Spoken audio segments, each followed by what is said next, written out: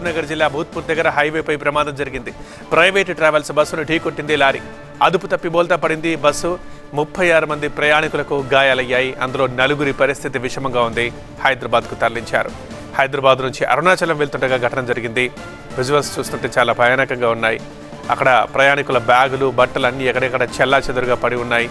Sleeper bus మనకు క్లియర్గా కనిపిస్తోంది. అది మహబూబ్నగర్ జిల్లా భూత్పూర్ దగ్గర హైవేపై ఈ ప్రమాదం జరిగింది. ఒక ప్రైవేట్ ట్రావెల్స్ బస్సుని లారీ ఢీకొట్టింది. రాత్రి జరిగింది. మనం ఆ టైంలో చీకటి క్లియర్గా మనకు కనిపిస్తోంది. రైట్ సైడ్ బాక్స్లో చూస్తున్నాం. ప్రయాణికుల వస్తువులన్నీ, వాళ్ళ బ్యాగులు, బట్టలు అన్నీ చెల్లా చెదురుగా పడి ఉన్నాయి.